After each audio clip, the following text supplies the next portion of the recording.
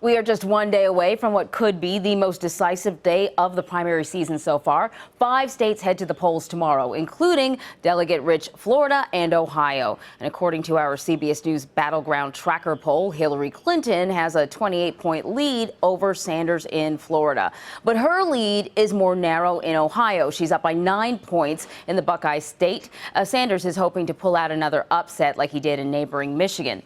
As for the Republicans, Donald Trump is poised to crush Marco Rubio in his home state of Florida. Trump has a 20-point advantage over his rivals there, but it's a different story in Ohio. According to our poll, Trump is neck and neck with Governor John Kasich. So to break down the primary race, we are joined by Yahoo's chief Washington correspondent, Olivier Knox. Olivier, thank you so much for joining us. I think we have to start with all the violence over the weekend at the Donald Trump rallies, and I don't expect really the violence to influence his supporters. But what about those undecided voters that are out there? Could this maybe scare them away a bit? That's a really good question. We haven't seen a lot of public opinion polling that would guide us one way or another on this question. One thing for sure, though, it's getting him ever more attention. I mean, we're seeing the impact of a 100% name ID, name recognition, that impact on a political campaign. This is getting him more attention. I can imagine a world in which independents might be interested in his economic message, interested in the anger that he channels, and maybe a little bit put off by the violence, but we haven't seen any evidence one way or another yet. You know, often the discussion when it comes to these primary races have to do with expectations and momentum. And when we look towards Governor John Kasich and how he's doing in Ohio, he's neck and neck with Trump, but he's getting some support from Mitt Romney, John Boehner, both mainstream Republicans.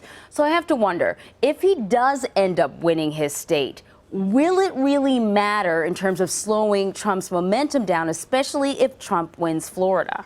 Well, he does have to win his state. You know, the lose your own state narrative is a very painful one for political candidates. So he does have to do extremely well. I think he has to win it to stay in it.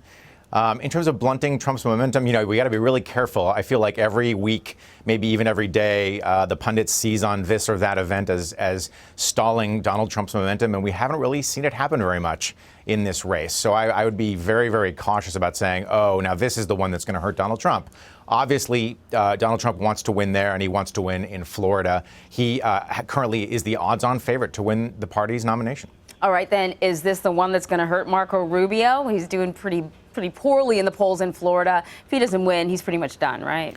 Well, if he were doing a lot better in Ohio, I would be able to hedge this, but he's not. He's in the low single digits in Ohio, which means that he is looking at probably a twofer here. He's probably looking at losing his own state, his home state of Florida, and then just getting absolutely routed in Ohio. And that, to me, he already doesn't really have a plausible path to the nomination.